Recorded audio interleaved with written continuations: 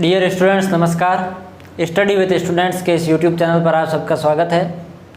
आज हम general science का एक अगला टॉपिक स्टार्ट कर रहे हैं जिसका नाम है पदार्थ, द्रव्य या मैटर। एडिंग लगाएंगे। पदार्थ, इसको द्रव्य भी कहते हैं, इंग्लिश में इसको कहा जाता है मैटर, MATTER, मैटर। पदार्थ क्या होता है उसके बारे में समझेंगे। तो यदि कोई वस्तु जिसका द्रव्यमान हो और वह स्थान घेरे तो उस वस्तु को हम पदार्थ कह सकते हैं। क्या कंडीशन होनी चाहिए कि वह वस्तु जिसका स्वयं का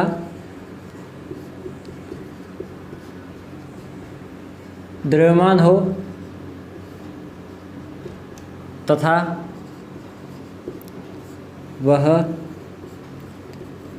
स्थान घेरती हो। यदि कोई वस्तु स्थान घेरे और उसके साथ साथ उस वस्तु खुद का द्रव्यमान हो, मास हो, तो उस वस्तु को हम क्या कहते हैं? पदार्थ। पदार्थ की बहुत ही साधारण परिभाषा।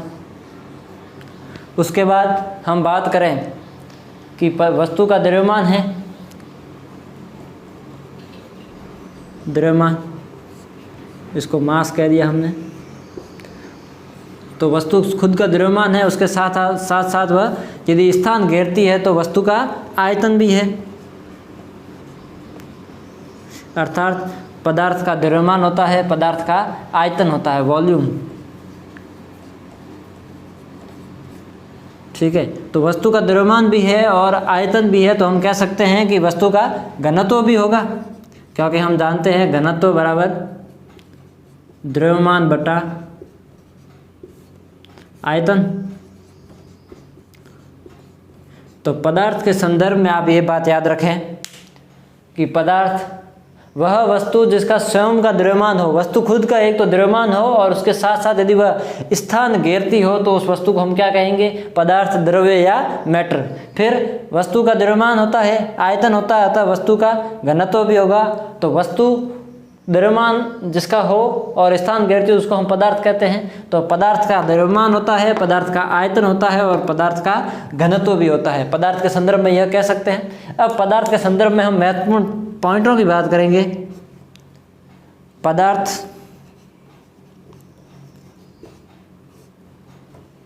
की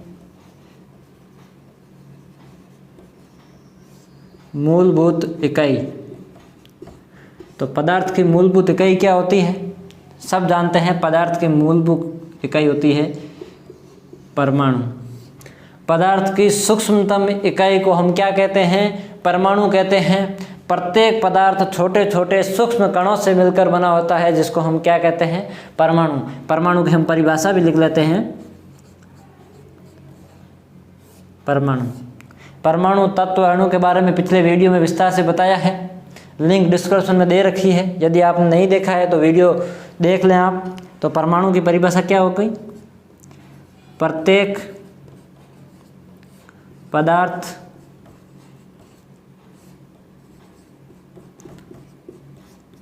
छोटे छोटे सूक्ष्म कणों से मिलकर बना होता है, जिसे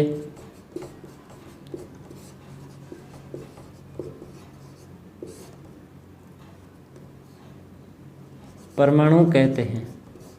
परमाणु की परिभाषा पे ध्यान देंगे सभी। प्रत्येक पदार्थ छोटे छोटे सूक्ष्म कणों से मिलकर बना होता है, जिसे परमाणु कहते हैं। सूक्ष्म कण कौन से हैं परमाणु के? पहला प्रोटॉन, दूसरा न्यूट्रॉन। प्रोटॉन और न्यूट्रॉन ये परमाणु के नाभिक में उपस्थित होते हैं। ठीक है। प्रोटॉन और न्यूट्रॉन है, ये दो तो परमाणु के नाभिक में उपस्थित होते हैं। और तीसरी चीज है इलेक्ट्रॉन। इलेक्ट्रॉन कहाँ होता है?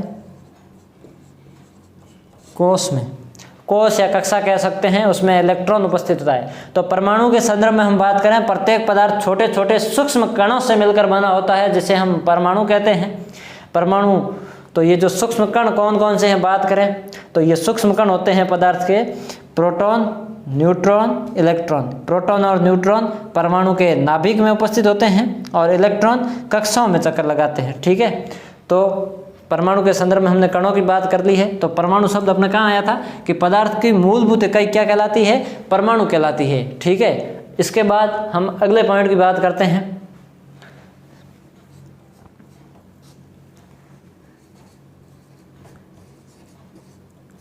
पदार्थ के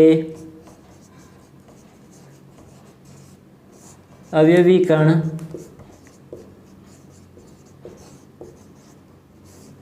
गतिशील होते हैं। पदार्थ है, उसके अवयवी कण हैं, ये गतिशील होते हैं। कैसे, इसको हम समझेंगे। तो हम जानते हैं पदार्थ की मूलभूत इकाई परमाणु होती है, अर्थात पदार्थ है ये छोटे छोटे कणों से मिलकर बना होता है, जिसको हम परमाणु कहते हैं।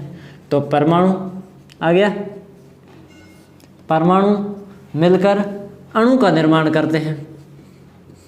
परमाणु से अणु का निर्माण होता है। तो परमाणु से अणु का निर्माण होता है, इस दौरान इलेक्ट्रॉन का विनिमय होता है। ध्यान से समझेंगे, प्रत्येक पदार्थ छोटे छोटे सूक्ष्म कणों से मिलकर बना होता है, जिसे हम परमाणु कहते हैं। परमाणु से अणु का निर्माण होता है। तो परमाणु में इलेक्ट्रॉन का विनिमय होता है। तो इलेक्ट्रॉन का विनिमय होने के कारण हम कह सकते हैं कि पदार्थ के जो ये अवयवी कण हैं ये गतिशील होते हैं, क्योंकि विनिमय का क्या मतलब होता है? आदान प्रदान, स्थानांतरण हो रहा है। तो इसका मतलब पदार्थ के अवयवी कण गतिशील होते हैं। इसके बाद इसको रिमूव करेंगे और पदार्थ के आगे के गुण क्या है उनको हम विस्तार से समझेंगे। पदार्थ के संदर्भ में हमने देखा उसकी परिभाषा पदार्थ की या द्रव्य की या मैटर की, इंग्लिश में मैटर कहा जाता है। तो वह वस्तु जिसका स्वयं का द्रव्यमान हो तथा वह वस्तु स्थान घेरती हो उसको हम कहेंगे पदार्थ। पदार्थ का द्रव्यमान होता है, आयतन होता है, घनत्व होता है। पदार्थ की मूलभूत इकाई परमाणु। परमाणु की परिभाषा देखें, प्रत्येक पदार्थ छोटे छोटे सूक्ष्म कणों से मिलकर बना होता है, जिसे हम परमाणु कहते हैं। फिर परमाणु के कण कौन से हैं? तो प्रोटॉन, न्यूट्रॉन, इलेक्ट्रॉन। प्रोटॉन और न्यूट्रॉन कहाँ होते हैं? नाभिक में, इलेक्ट्रॉन कोश में। पदार्थ के अवयवी कण गतिशील होते हैं। दो पॉइंट है यहाँ पर पदार्थ के संदर्भ में।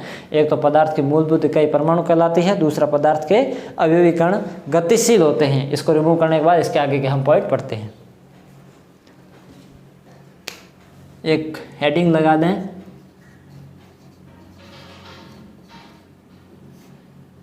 महत्वपूर्ण बात।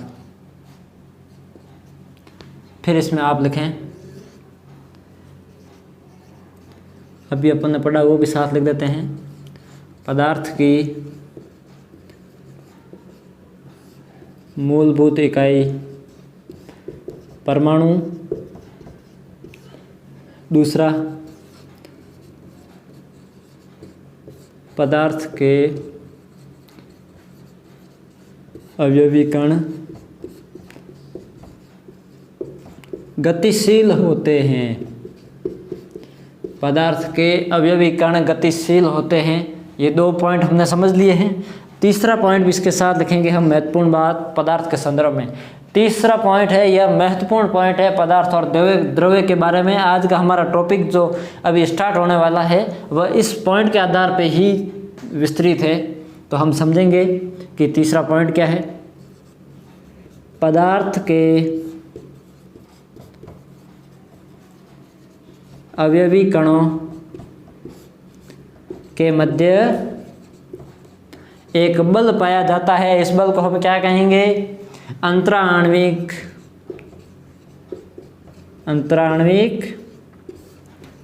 आकर्षण बल।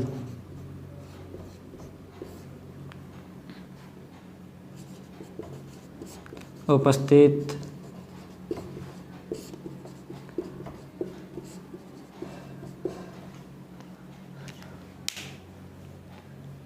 Intramolecular attraction force. पदार्थ के अवयवी कणों के मध्य अंतराण्विक आकर्षण बल उपस्थित होता है। इस अंतराण्विक आकर्षण बल के कारण ही पदार्थ को अवस्थाओं में वर्गीकृत किया गया है। अवस्था में वर्गीकृत। पदार्थ की अवस्थाओं के बारे में जो भी ज्ञान दिया गया है वह इसी आधार पर दिया गया है, अंतरा आणविक आकर्षण बल के आधार पर। पदार्थ के जो अवयवी कण हैं उनके मध्य एक बल उपस्थित होता है, फोर्स उपस्थित होता है, इसको हम क्या कहेंगे? अंतरा आणविक आकर्षण बल। अंतरा आणविक आकर्षण बल समझ आ गया। इसके बाद पदार्थ इस अंतरा आणविक आकर्षण बल के आधार पर इसको अवस्थाओं में बांटा गया है। पदार्थ को अवस्थाओं में वर्गीकृत किया गया है। किस आधार पर? अंतरा आणविक आकर्षण बल के आधार पर। फिर कौन कौन सी अवस्थाएं हैं पदार्थ की, बात कर लें तो पदार्थ की मुख्यतः, इसको हटाते हैं पहले, मुख्यतः 3 अवस्थाएं हैं। पहली ठोस, जिसको क्या कहा जाता है? सॉलिड।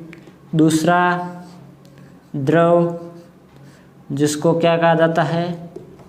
लिक्विड। याद रखें, यहाँ है द्रव, द्रव होता है लिक्विड, और द्रव्य इसका मतलब होता है पदार्थ या मैटर।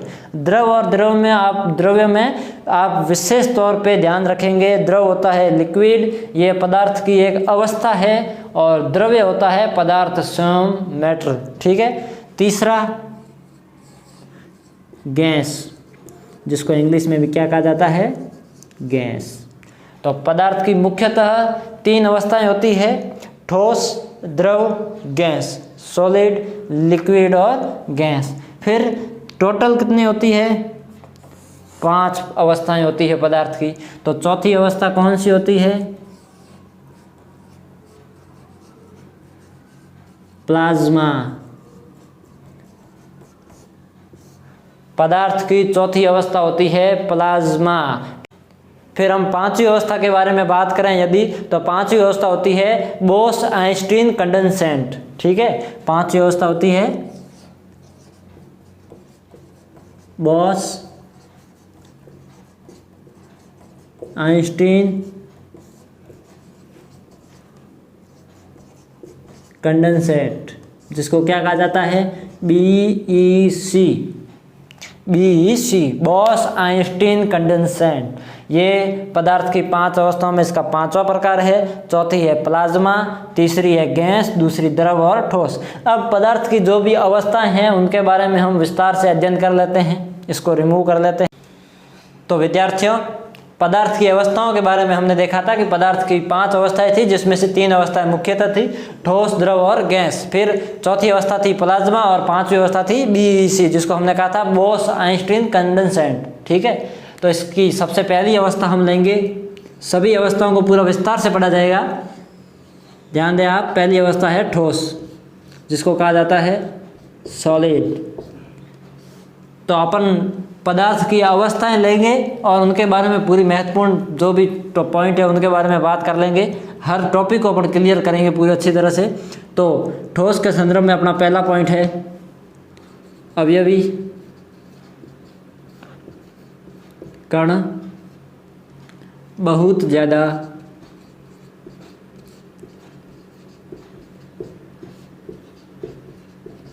पास।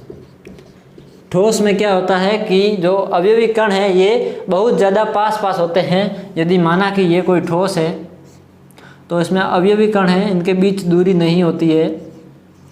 इस कारण क्या होता है, इनके बीच में अंतरा आणविक आकर्षण बल है वह बहुत अधिक लगता है। इस पॉइंट के कारण क्या हो गया कि ठोसों में हमने देखा कि अवयवी कण बहुत ज़्यादा पास है। ठीक है। तो इसके कारण अंतरा आणविक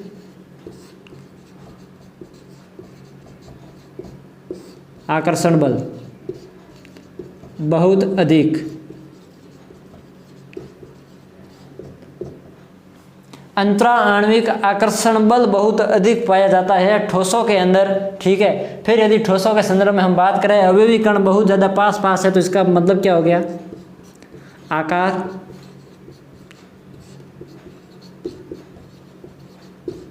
निश्चित, आकार निश्चित होगा। ठोसों में सामान्यतः कठोर,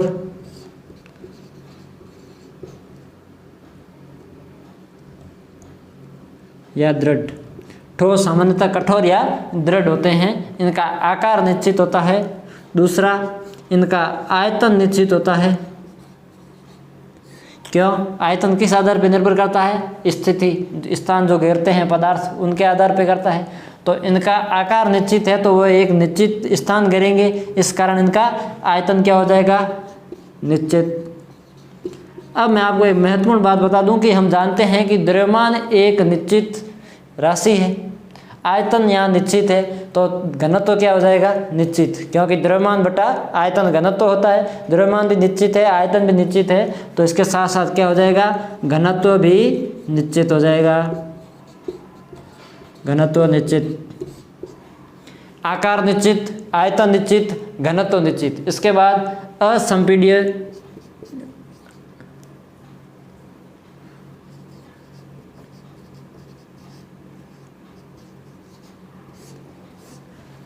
ठोस होते हैं, ये असंपीड्य होते हैं। असंपीड्य क्या होता है इसको हम समझाएंगे आपको।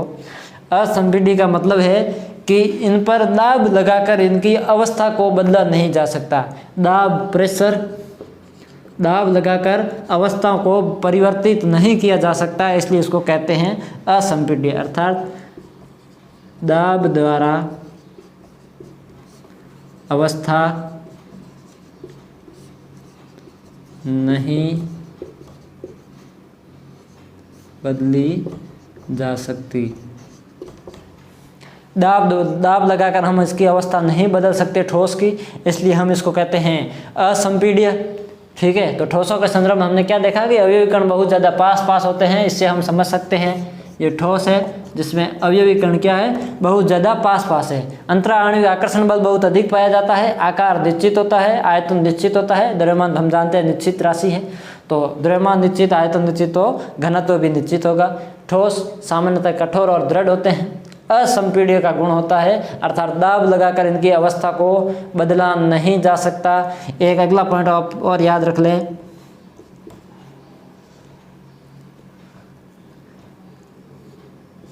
गलनांक उच्च होता है। इनका गलनांक उच्च होता है। ठीक है, अब यदि ठोस के संदर्भ में हम एग्जाम्पल की बात करें तो हम जो अपने आसपास जो सामान्य चीज़ें देखते हैं, जैसे मोबाइल,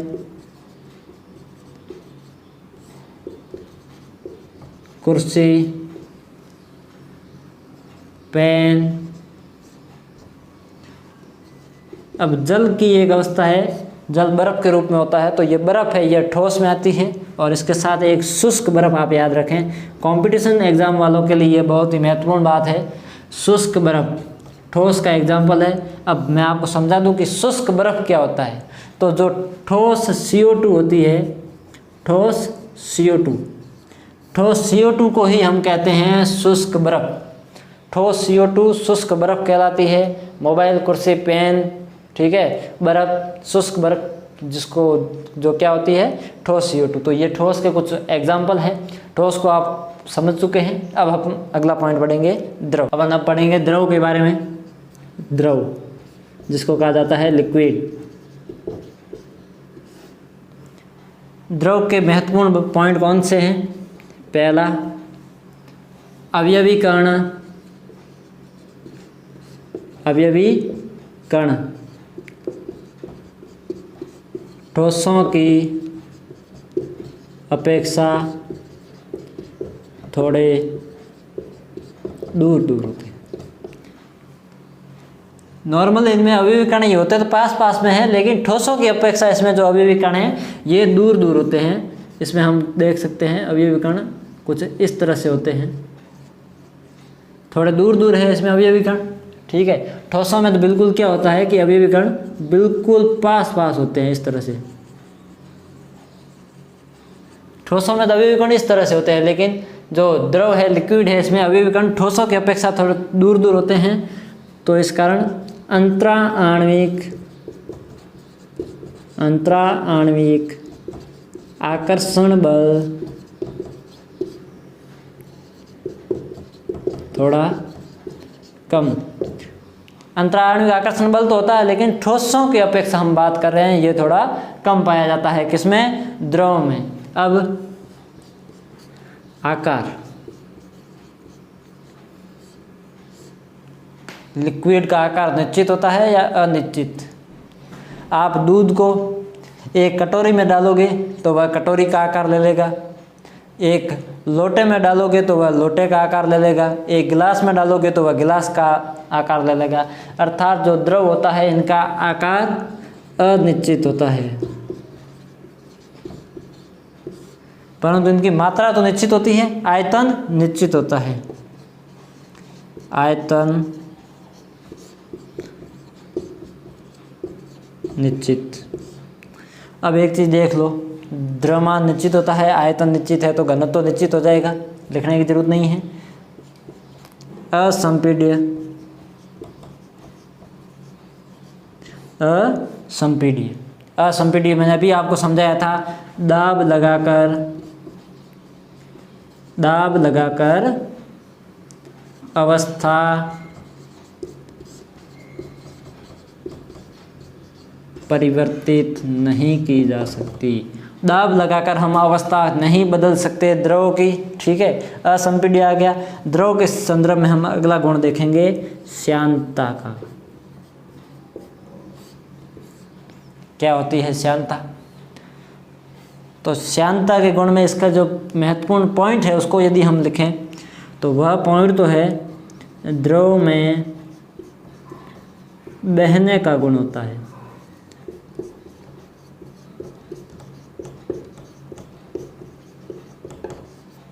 द्रव में बहने का गुण होता है श्यानता। अब मैं आपको बता दूं श्यानता क्या होती है। ये कोई सतह है, उस सतह पर द्रव बहता है, तो उस सतह और द्रव के मध्य जो बल लगता है उस बल को हम क्या कहते हैं? श्यानता। द्रव तथा सतह के मध्य लगने वाले बल को हम श्यानता कहते हैं। तो द्रव में बहने का गुण होता है, यह हम समझ सकते हैं, ठीक है। मैं आपको श्यानता को थोड़ा समझा दूं, श्यानता क्या होती है। श्यानता हम जानते हैं कि सतह और द्रव के मध्य जो बल लगता है उस बल को हम क्या कहते हैं? श्यानता कहते हैं। अब किस द्रव की श्यानता अधिक होगी, किस द्रव की श्यानता कम होगी, उसको यदि हम समझें, जो द्रव धीमा बहता है, जो द्रव धीमा बहते हैं उसकी श्यानता अधिक होती है। अब हम बात करें शहद और पानी की, तो हम जानते हैं शहद है ये किसी सतह पर धीरे धीरे बहेगा, लेकिन पानी किसी सतह पर डालने पर वह थोड़ी स्पीड में बहता है। तो शहद है ये धीमा बहता है, इस कारण शहद की श्यानता पानी की अपेक्षा अधिक होती है। तो आप श्यानता को समझ गए होंगे कि श्यानता किसकी अधिक होती है, श्यानता किसकी कम होती है।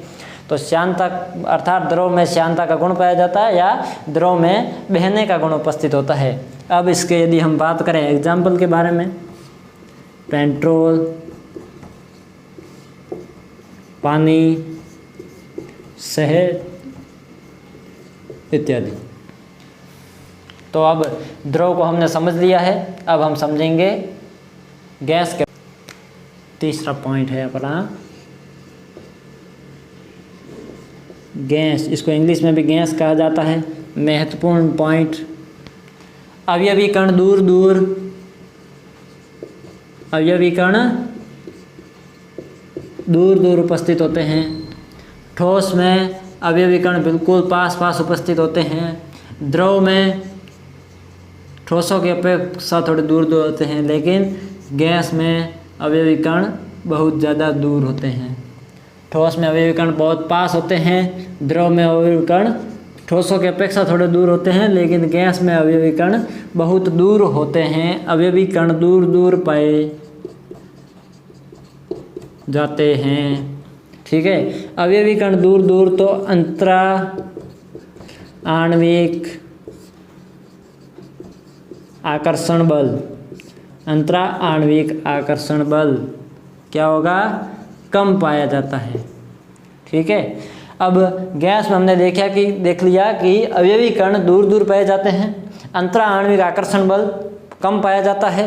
अब आकार और आयतन के बारे में बात करें। आकार अनिश्चित होगा,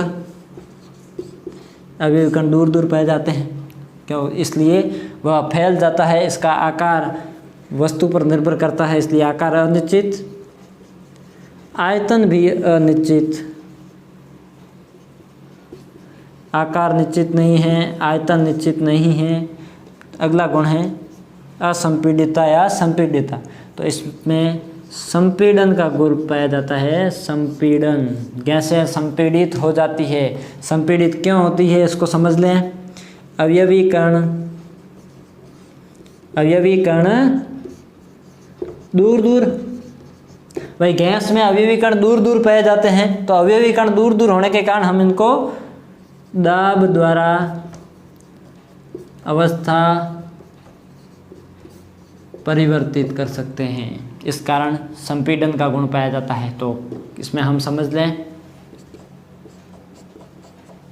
अवयवीकरण दूर दूर, अंतरा आणविक आकर्षण बल कम पाया जाता है, आकार अनिश्चित, आयतन अनिश्चित और संपीड़न का गुण पाया जाता है, क्योंकि अवयवीकरण गैसों में दूर दूर होते हैं। इस कारण दाब द्वारा हम इसकी अवस्था परिवर्तित कर सकते हैं। गैस के एग्जाम्पल जैसे गैस हाइड्रोजन गैस,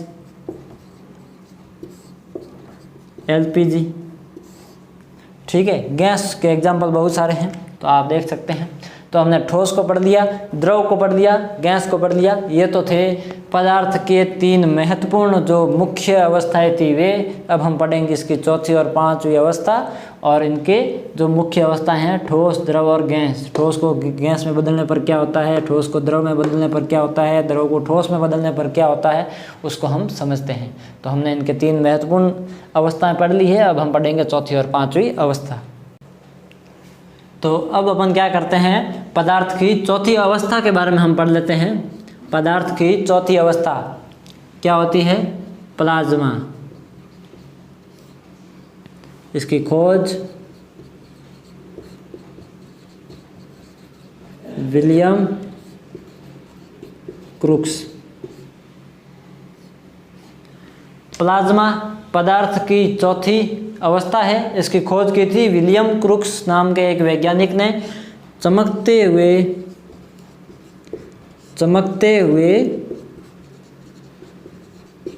पदार्थ के रूप में। जो ये प्लाज्मा है ये एक चमकता हुआ पदार्थ है, इसके रूप में इसकी खोज हुई है। विलियम क्रूक्स नाम के एक वैज्ञानिक ने इनकी खोज की है, प्लाज्मा, ठीक है। लेकिन इसका नाम है ये जो प्लाज्मा, ये प्लाज्मा नाम विलियम क्रूक्स ने नहीं दिया है। इनका ये जो नाम दिया है वह दिया है इरविंग लैगम्यूर नाम के एक वैज्ञानिक ने। इनका नामकरण किसका, प्लाज्मा नामकरण किसने किया है, इरविंग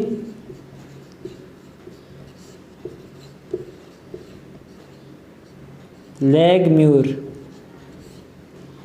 इरविंग लैगम्यूर नाम के एक वैज्ञानिक ने प्लाज्मा नाम रखा है, खोज विलियम क्रूक्स ने की है। आप याद रखें प्लाज्मा के संदर्भ में जो एग्जाम में पूछे जाते हैं उन टॉपिक पे अपन बात कर रहे हैं। खोज किसने की है, विलियम क्रूक्स ने, नामकरण इरविंग लैगम्यूर ने, चमकते हुए पदार्थ के रूप में। और एक महत्वपूर्ण बात है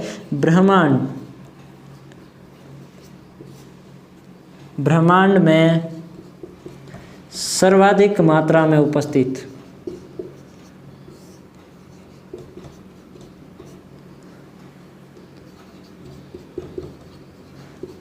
ब्रह्मांड में सर्वाधिक मात्रा में उपस्थित पदार्थ कौन सा है, प्लाज्मा। याद रखें आप, ब्रह्मांड में सर्वाधिक मात्रा में सूर्य, ग्रह, इन पर सर्वाधिक मात्रा में उपस्थित कौन सा है, प्लाज्मा है।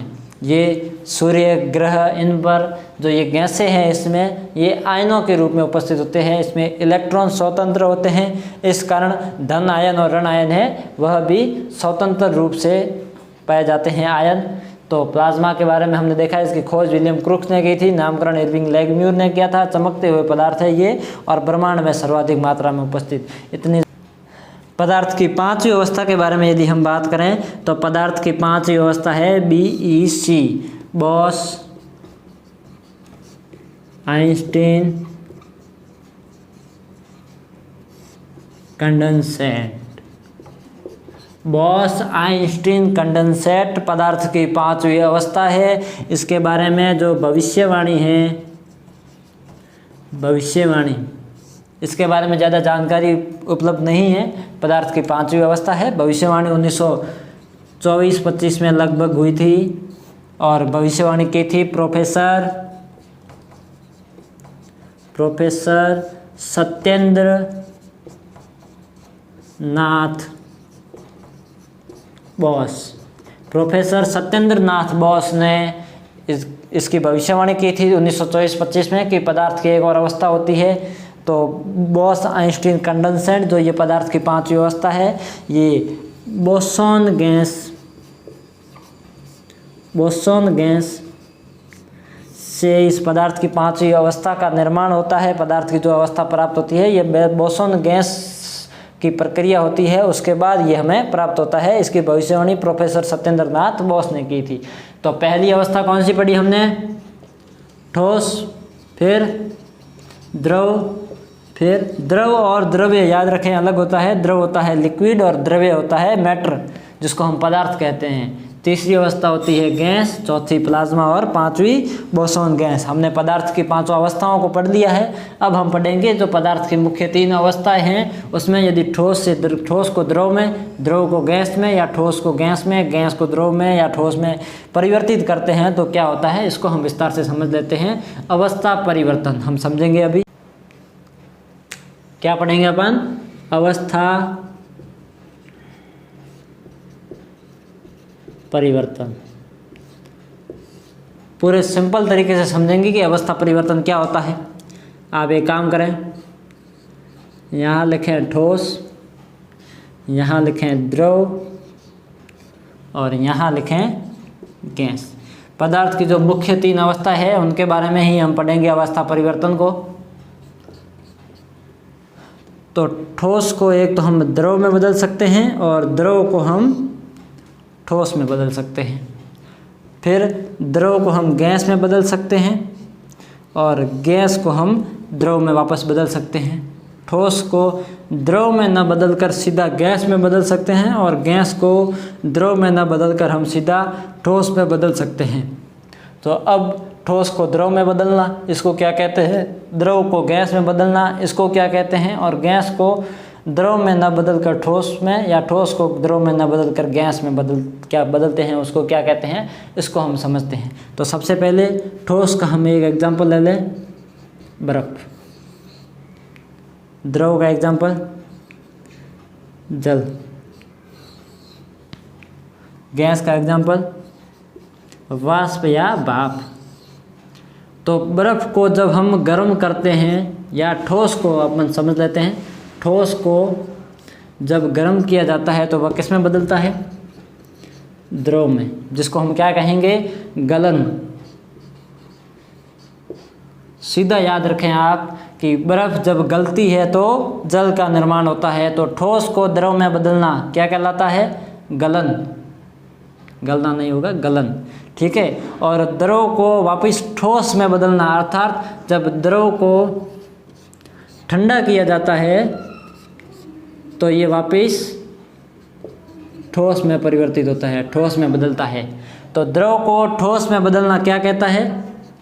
हिमन या जमना।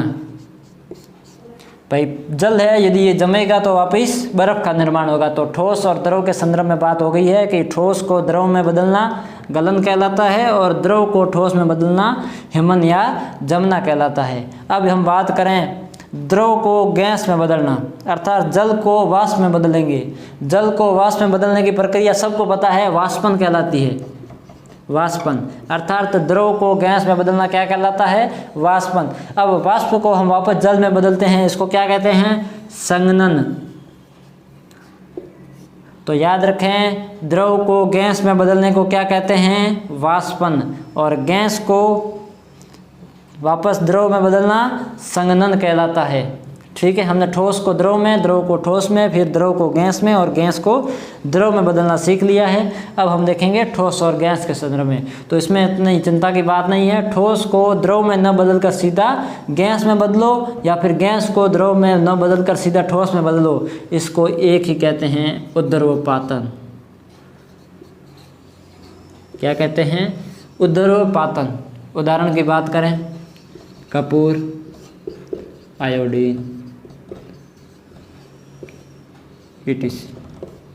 तो कपूर है, आयोडीन है, ये जो ठोस है ये द्रव में न बदलकर सीधे गैस में बदलते हैं, इसलिए ये घटना क्या कहलाती है? उद्रवपातन कहलाती है। ये दोनों जो घटनाएं होती है इनको हम क्या कहते हैं? ठोस को गैस में या फिर गैस को ठोस में सीधा बदले, बिना द्रव में बदले, तो उसको हम कहते हैं उद्रवपातन।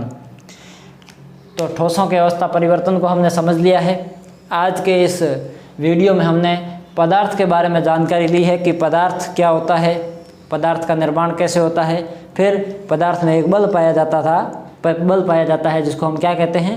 अंतरा आणविक आकर्षण बल। इसके आधार पर उसको अवस्थाओं में वर्गीकृत किया गया। फिर हमने देखा कि पदार्थ की अवस्थाएं, संपूर्ण अवस्थाएं देखी, जो 5 मुख्य 3 अवस्थाएं थी उसको देखा। फिर जो मुख्य 3 अवस्थाएं थी उनमें अवस्था परिवर्तन को हमने समझा।